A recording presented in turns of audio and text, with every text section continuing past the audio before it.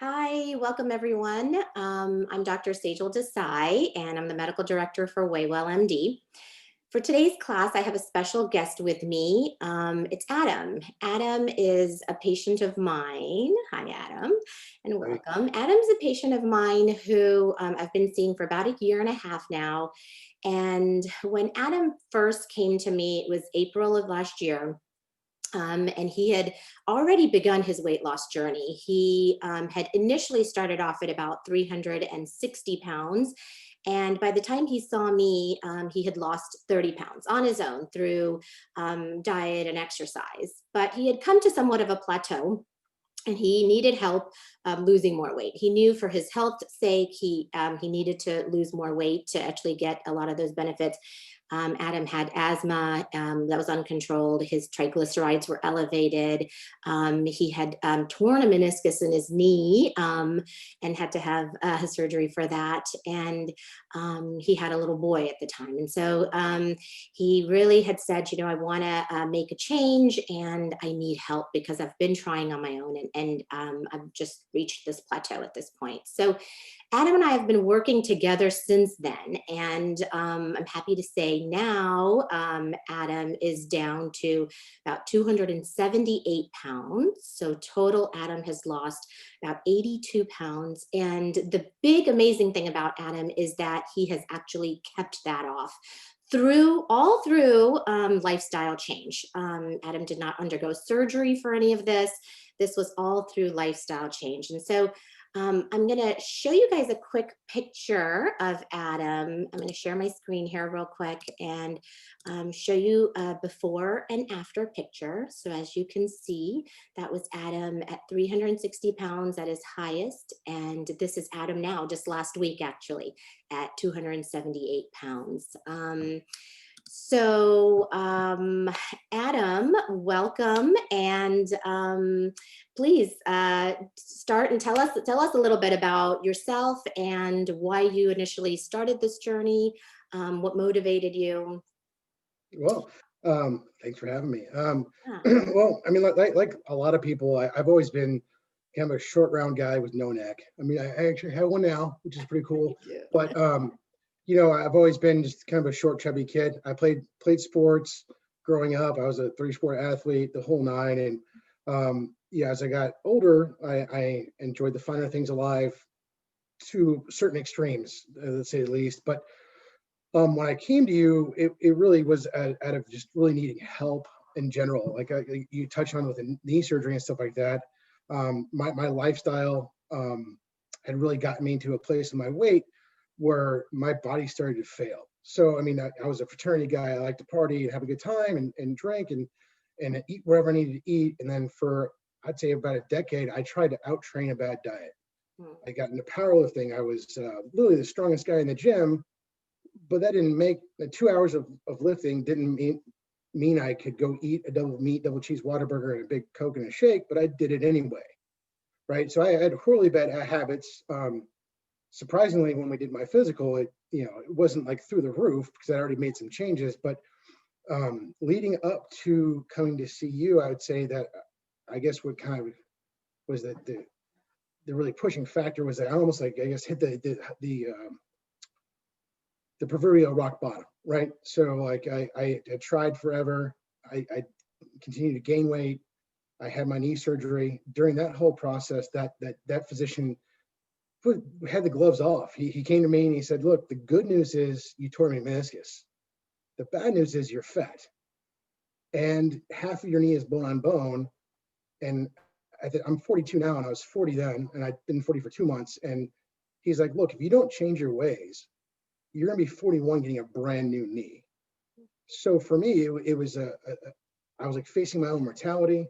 I was married. I had my son, and now we have a daughter as well. But I was facing my own mortality, but I was 40. My body was literally failing me because of the weight and because of the neglect and the abuse I had given my body. Now, don't get me wrong, it was some good times for that neglect and abuse, but this is the ugly side of it. So after my knee surgery, I had to do rehab, which is about 30 minutes of cardio a day. So I started riding a bike. Mhm. And that really was kind of the start of me getting into cycling and me exercising more. And I changed my ways. I started cutting out soda and cutting back on any kind of drinking and cutting out fried foods, the normal stuff, right? The normal stuff we all know to do. But then I lost a lot of weight, and then I started gaining weight back. And that's when I called you. And that's when we started our process. And I would say for me, what was huge was actually doing the physical, because it had been like 10 years since I had a physical as well, because I was in denial about everything else, right? Yeah. So doing the physical was a huge eye opener. One, it made me feel good because I had been working out so hard, and my EKG and a lot of the things that I was doing right. And I'm sure you see a lot of patients that were in my position that say they're working out, but they're really not. Their EKG, their heart health is the indicator, right? Right. But seeing my triglycerides, and you said they're elevated, but I believe they're like triple the normal range They or whatever were. it was. They were pretty Yeah, high. It was like 243 the first time I saw you, were your triglycerides. And right, that's with you being on a healthy diet and exercising at that point, at least having started that process. So, right. and now, by the way, the last time we checked it, they were 112. Yeah, So it's a significant improvement. yeah. I think last time we had blood work, I was technically medically perfectly healthy because I was You in range absolutely for were. It everything. was totally, Yeah, totally normal. it's pretty awesome. It's pretty Yeah. awesome. Absolutely. And you've come such a long way. One of the biggest obstacles that I think a lot of people face is staying on this journey long term, right? It's easy to lose the weight. Actually, that's the easy part for a lot of people. If you do and follow our program and do what we say, you can lose the weight. But what is what is different that you have actually been able to keep it off long term? What do you do? Tell me about your lifestyle, your routine that has really helped you keep off these 80 pounds over all these years. Well, yeah, I took a long, hard look at myself and what I had done, and then the changes I've made. And I think for me, I adopted a lot of cliches, to say the least. Mhm. I decided that every day I needed to earn that day. And for me, in my body type, all the research I did, working out fasted first thing in the morning was the best thing. That's what your science told me, right? From my internet research. So and plus I'm an early morning person anyway. I know if I don't do it first thing in the morning, I'm not going to exercise. I'm just not. I know myself well enough. So I made this commitment to myself that I was going to get up every morning, except for Saturdays because it's my rest and cheat day. But I was going to get up every single morning and commit to this and just get it done. And I was going to earn that day and just do an hour of something, right? Whether it's walking or before I got the bike, I used to have a rower, but now I have the bike, I just hop on my bike and I go. And so every day it's like I'm 10 years old, riding my bike to baseball practice again. And I get to go explore Houston and explore the streets and find new paths and go from there. But for me, it was really kind of adopting that more of a positive mental attitude that I'm going to earn today. I'm getting up at 4 a.m. because it's insane. Because if I don't do it now, I won't do it. But now it's to the point where my alarm goes off and I'm not thinking. I just get up and go, and it's just routine now. And I think that was a big part of the lifestyle change. That my commitment to myself, like I guess you say, to put it more succinctly, I just started being selfish about myself, about my health. Right. I looked at my wife, my son, now my daughter, and it's like, okay, I want to be around until I'm old, really old, and be part of these people's lives. And how do I do that? Mhm. I've got to commit to myself, and I've got to be selfish with myself sometimes, right? I think that, a lot of people, I'm all about the self-care, hashtag self-care Sundays and stuff like that people have. But for me, it's really just getting that vigorous workout, and instead of me getting the feel good from bad foods and sugar and soda, I'm embracing the endorphins, and that is kind of replaced that reward system in my head now. I think that Oh, I've almost been able to reprogram myself to do that. And don't get me wrong, like a blizzard from Wendy's is still a huge treat for me, but then it's not worth me feeling crap for 2 days afterwards. right, right. So I think you mentioned some really good points. The thing about self-care, I think that's so important. And so many of us forget that because we have such busy lives and we have busy jobs. And, you do too. You have a busy job, you're a father, you're a husband, you have all these things going on in your life, but you are taking time out to care for yourself, because if you don't, you can't take care of anybody else. I mean, honestly speaking, there's no way that you could effectively take care of your whole family and, and still feel good about yourself. So I don't really think it's actually being selfish. You're actually doing it for yourself, and you're doing it for everyone else in your life as well. And I think that that's so important. On an airplane, they say, put that oxygen mask on yourself first before you put it on your child, right? Right. Because you have to be able to breathe in order to be able to help your child. And so I think that that's so important. And you've really exemplified that. So I think that's a huge thing. Thank you. But I think that, being a former really fat guy, I mean, you feel awkward about taking that time for that care for some reason, right? Mhm. Because before I'd roll over and I'd be getting out of bed like an 80-year-old person. It was hard for me to get out of bed because I was so heavy and my knees hurt. And it was, at first I felt like I was taking time away from my family, but that's why I get up so early. So when I get back in from doing the things for me, they're just getting up. Right. So it's a small sacrifice for me, not only for my health, but I'll be able to take care of myself and be around for the family too. Sure, absolutely. That is what's, so incredible and mostly important is your is being around and feeling good and being around. We don't want to all live to, the wonderful age of 100 and feel miserable. So Right. so tell me a little about how your life has changed, or maybe some things that are different now that you have lost weight, some things you may or may not have expected. Well, I guess the first thing you notice is all the compliments. It's fantastic, especially during COVID, because people don't see you for a while. Then when they do, they're like, "Oh, wow!" I actually had some people not recognize me that I've known for a decade. Oh yeah. But I see that the little things that I started noticing that were pretty profound for me was that, like, I could put my belt on while wearing my pants, but before I couldn't do that. Mhm. Or I can put socks and shoes on standing up, where I'd have to actually sit down and put my socks on and put my shoes on, and it would be a 5 or 10 minute process because I'd be out of breath. I mean, it was that bad. Yeah. Or like being able, when I'm driving, and I can actually reach down the floorboard and grab stuff off the floor. I mean, like things like that I would never even think of being able to do. Now you can just do it because you essentially don't have a small person clinging onto your body and prohibiting you from doing that. Yeah. But I'd say the one of the coolest things that's happened was in August. I had to go get my license renewed in person from the DPS. Yeah. So, and again, I haven't had my license renewed in 12 years. And ironically, I was the same weight, but I can share the pictures with you as well. But I looked horrible in that picture 12 years ago. And I was supposedly the same weight that I am right now. I was probably lying to the DPS that I was like 280 at the time. But the cool thing is that after I proved my identification, and I told the agent there or whatever it was about my journey, just in case they didn't think it was me, she's like, "You're gonna love this." She actually shared her computer screen with me, and the facial recognition software said that I wasn't me. That Yeah. I had lost so much weight and there's so much change that it literally showed up as two people. So that was just awesome. I mean, you can't put a price on that, right? No, I love that story. I love it. She's my patient, by the way, now. She came, you told Oh, me. did she? Yeah, Yeah, that's she awesome. came and she told me that story about you, and she Yeah, is now on her weight loss I'm, journey. She was I have motivated goosebumps. by you. I And have that's goosebumps.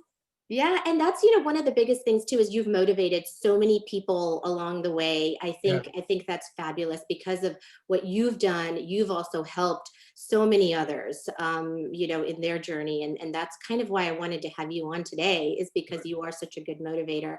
And one thing I wanted to ask you about was obstacles that we all face, and getting off track and then getting back on again. You are a real life person, you're human just like all of us.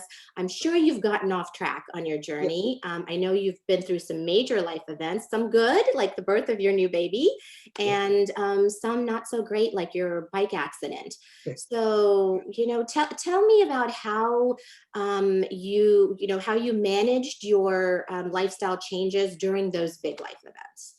Well, yeah. I mean, I'd say the key to it, for me, is that like the workouts and the consistency is like the one thing I have that I can 100% control. Yeah. Right. That I know that I can get up in the morning and I can go and ride my bike, or I can go work out, whatever it needs to be. But I'm also in control of what I put in my mouth. Right. I have accepted that it's my fault and I'm not the one to blame. So, when I get off track, then that's on me. Right. I do weigh myself every day. I do have the Instagram post of my feet and my scale, which I have been kind of slacking on lately because I'm pretty much, very consistent in my weight right now. But yeah, I would say for me that when things did get off track, I felt like I was all out of sync in general. And I know I had to get myself back on that. So when our daughter was born, that was difficult because the schedules are all different. You're dealing with two children and you're having to figure it all out. Luckily, my wife is extremely supportive of everything I do. And she knows that if I don't go out and exercise, I turn into somewhat intolerable sometimes because I get a little cranky. I don't have those endorphins in the mornings. But like when I did wreck my bike, which was horrible, I finally figured out what happened. I was in a bike lane and I thought I was going over some grass, but there was a piece of concrete under the grass, and I hit that. Yeah. And I wrecked doing about 14 miles an hour. And luckily, the way I fell, I'm not sure if I was just really good at falling, but luckily I didn't have anything but like just bruising and internal bruising and a little banged up. But I was always taught and brought up to get back on the horse, right? You have to face your fears and live your dreams, and like more cliches, right? But that's just it. I mean, for me, after I came to see you and we discovered the triglycerides and when I was on the right path, the weight started melting off, right? It was like I unlocked a cheat code. I completely unlocked my own personal cheat code. We figured out whatever genetic makeup I had, and I did the research on my end to figure out, okay, my genetic history is from Eastern Europe and this, that, and the other, what diets kind of fit with me. And I did the intermittent fasting and the keto S diet. And I just figured out myself, right, in the right way. And unlocking that cheat code and having that weight melt off, and every month just losing 5-10 pounds, whatever it was such an amazing revelation for me in my life. I just never wanted to go back to that because I'd never been able to do this before and do it the right way and say, hey, look, I need help. Someone help me figure this out. And you did that. So now for me, it's like when I do get off, I look at the fat pictures and I look at that. And I remember how uncomfortable I was tying my shoes, or how much I get hot and sweaty walking out to my truck to go somewhere, or knowing I had to take 2 or 3 showers in a day because I was so self-conscious about being the fat guy that stunk, right? I didn't want to be that. Right. So I never want to go back to that. I mean, after I lost the weight, I literally went through my closet and took all my clothes and donated them because I was so committed to this new lifestyle. I'm like, I'm not even though it'd be kind of cool to have the fat pants that you see on the diet commercials, whatever. I didn't want to have that. I wanted all that out of here. I was like, go, right? Just get it out. So for me, it's when I get off track, I have my own personal accountability. I know where I was, and I know when I get off track because I start feeling sluggish. I feel like just like crap. Yeah. Like I'm not as happy. I'm not as energetic. I'm sluggish. I'm cranky. It's just it's not worth it to me at this point. And I think just because I've tried for so long to get to this point, I never want to give it up. Yeah. So for me, I really made that whatever it clicked in my brain, it clicked. Yeah. I mean, don't get me wrong. Like I love craft beer and I love, my bourbon and stuff like that too. And I like a good meal, and I'll have Whataburger too, but it's like once a month, maybe twice a month. But then again, I feel like just like crap for 2 days after I eat it. Is it worth it? Oh, it's definitely worth it. Yeah. Those rewards, those parts of your brain, there's a reward, Right. Oh, it's and deprivation, deprivation is not the way to go, right? The more you say, I'm never going to have Whataburger ever again, the more you're going to want it. So just have it and enjoy it. It's actually a good point too, because that's how I first started. I mean, before when I had dieted, I would go like cold turkey, everything, right? I would just stop. I'm like, I'm not doing anything. I'm just eating salad and water, grilled chicken and salad and water, and that's it, nothing more. Yeah. And that just doesn't work for me. It just doesn't work for me. So for me, it's like, okay, I finally admitted that I needed help and I'm doing this differently and I want to do it right. So when I first started, when I wanted the burger, I got the burger, but I get a salad. And then, and if I wanted the fries, I'd get the burger and the fries, but I get the burger with no bun. And I figured out these little ways that kind of, I guess, get what I wanted, but still not have everything, because another good point is to track everything. When people are starting this journey, track everything. Like, my fitness pal is fantastic, because that's why I started doing that kind of stuff. I realized how many calories and how much saturated fat is in everything, because I never had tracked it before. I didn't track my macros, and I still don't, because I don't have time for that. But like seeing that, okay, this amazing burger I'm about to eat actually has less fat than these fries. Right. Which would I rather have? And it's always, for me, it's always the burger. 100% always the burger. Yeah. But that's just the thing. Like for me, once I started tracking everything and really realizing what it went into that, it was like, wow. I mean, this stuff should be illegal. I mean, like, Exactly. And it gives you accountability too, I'm sure, right? So it gives you that accountability. If I eat the burger and fries, I have to log my burger and fries too. And then I can see really how many calories I'm taking in. And then you eat the burger and fries, and guess what? You can't eat anything else. That's right. For the rest of the day. That's it. I mean, that's it. I mean, but that's another reason I think I got even more committed to working out in the morning, because I got fasted. Okay, I just rode my bike.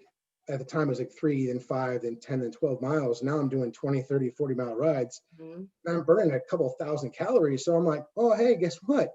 Yeah, I can do that. That's great.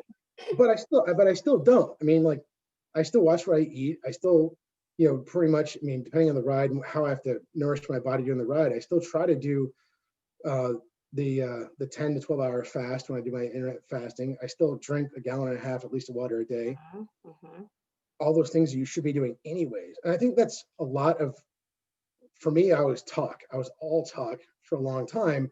And finally I started doing all the things I knew I should be doing, but I'm actually practicing what I preach, right? I'm staying hydrated. I'm making wiser choices when it comes to snacking. If I want a candy bar, I'll grab a protein bar instead. And I've luckily, I've had those conversations about different tasting protein bars, and none of them taste great, but you find one or two that, like, okay, this can supplement that need, right? It's sweet enough where I can have this in a bottle or 2 of water and I'm good. I don't need to have that delicious king size Snickers bar. That's right. And what I love about you, Adam, is that you've never been one to give me excuses. You just don't make excuses. You really don't. You're all about no excuses. Even when you went through the bike fall, and I remember seeing you afterwards, and we see each other still every month. Adam still follows up and comes in every month. And after the bike accident, I kept saying, are you back on track? And you were once you were healed, you were back on, and you were at it, and you're back up to your 30, 40 miles again. Yeah. What's the thing? Like, when I went and visited the orthopedic surgeon, he specializes in athletes. So I think your PA suggested I go over to see him. Yeah. Fantastic person. And then he's like, look, I don't know how you didn't break anything, but you didn't. I'm like, great. When can I get back on the bike? He's like, give it a week, man. Just give it a week and go slow. And for me, it was like all the bruising. It was with my chest and my arm. It made me go slower to return, which I needed that, because I have a bad habit of jumping ahead, head first. But yeah, I mean, before I had every excuse. I had every excuse before, and it didn't work. You can't out-train a bad diet. You can't. I mean, you just can't. I tried for 10 years. I mean, I would go and lift heavy weights 2 hours a day. I was squatting almost 600 pounds. I was deadlifting almost 600 pounds. I was benching, 365 was my end max. And I carried, probably 30, 50 pounds of extra muscle on, and it didn't matter, because I wasn't fueling that machine correctly. Yeah. And that's the thing too. I mean, like, I think food tastes wonderfully, and I love food. I'm a foodie. I could eat all day and be happy just talking about food and eating food. But you have to flip that switch sometime and realize that it's really there for a fuel. Right. And you need your protein, you need your vegetables, you need your carbs through like fruit and stuff like that. But when I first started experimenting with food, and I'm like, okay, well, I want the burger, but what else can I have? And I started doing roasted vegetables. And I'm like, oh, wow, I can do this entire roasted tray of vegetables with a little bit of garlic, salt and pepper, and extra virgin olive oil. And that's still like a quarter of the calories and fat content as one small fry. Right. So it's like, oh, well, I can eat a lot and still be where I need to be. It was that revelation was just amazing. Mm-hmm. There's been a lot of revelations, I feel like, and your mindset is really what has brought you this far. I think, I think you made that you changed your mind, you made that commitment, and then you stuck with it long term. I'm just so proud and extremely excited and happy for you with this journey. Any last final thoughts or anything that you'd like our audience to know? Yeah, I've got millions of them, but I think that one thing that I realized too is that everyone looks for that magic pill, right? That's that, oh, that I'm gonna take this pill and it's gonna be great and everything's gonna go away, and it's not. I mean, there is a pill. Look in the mirror. It's you. 100% it's you. You put that stuff in your mouth. You didn't work out. You didn't do all those things, or you did all those things, right? To get where you're at. Now you need to undo them. And there's one thing I posted. It was kind of it looks at the evolution of man, but it's like it takes you from thin to fat to thin, and it takes time. And that's probably the hardest part about it, because getting fat's really easy. You don't do anything, and you just dip things in a ranch and eat. That's all you do, right, to get fat. But I would say that it takes time to lose the weight. You're gonna get frustrated, but you gotta stay with it. I mean, you can't give up. You gotta go through it.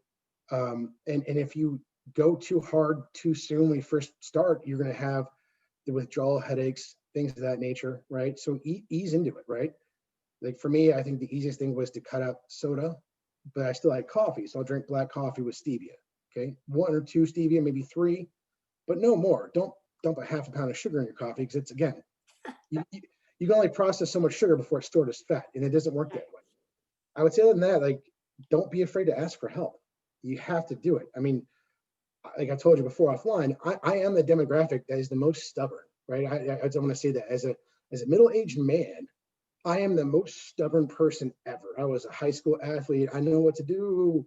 No, I don't. Because when you're 16, you can eat anything and you're fine.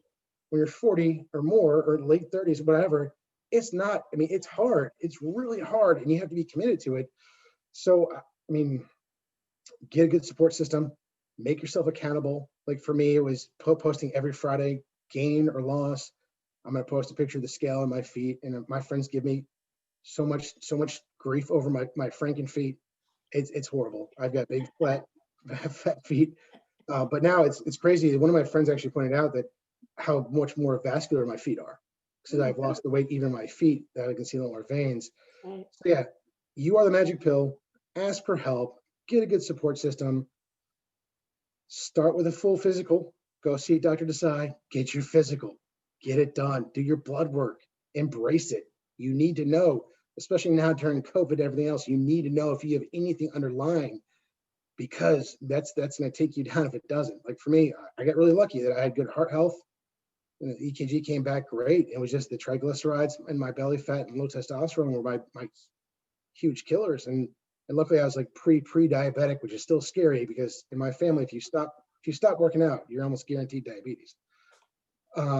And I guess the last thing would be, find something you love to do, and as far as exercise, and how to make it fun, right? For me, my wife has been very supportive of the whole thing. I want to try new recipes like zucchini boats and all kinds of weird stuff that I never thought I'd eat before, but it's actually really good. There's a million recipes out there, but find things you love and find alternatives to it as far as food goes. But as far as exercise, find something you love to do. I chose riding a bike because I needed to do cardio to heal my knee, and I hate running, like with a passion. If you see me running, you better run fast, because something bad's happening. But for biking, I loved it. As a kid, I ride my bike everywhere. And now as an adult, I mean, more times than not, you can see me throughout Spring Branch on the White Oak Bayou Trail almost every morning, like between I leave my house about 4:45, and I usually get back probably around, well, depending on how far I'm going. I mean, I'm out for about an hour, 20 minutes for my 20-mile ride. And then, 40-mile ride takes me, 2:40 or something like that. But whatever. I'm out and about. I am that short round guy on my bike early in the morning. I have super brightly colored jerseys on, but wave and say hi. But for me, I love doing that. I know that I can get up and go have an adventure every morning, and that's my reward. Not only is it burning calories and earning my day, but it's also fun for me too. I mean, because no one likes to do stuff they don't like to do. And it's even harder when you're 80 pounds heavier and you have to do it to save your own life. I mean, you've got to embrace something that's going to make you happy, whether it's walking, walking in the park or something. You've got to set up your own reward system. So I could ramble on all day, though. I mean, I love it. I could listen to you all day, honestly. Thank you so much. Thanks so much for yeah, joining us, Adam. You're such a motivator. You're so motivational, inspirational, even for me. thank you. And thanks again. I want to share one last time that screen and let you guys know Adam's Instagram, if you want to follow him on Instagram. And hope that's it. Hope you guys all have a great day. And thanks again, Adam. All right, no problem. Bye-bye. Thanks.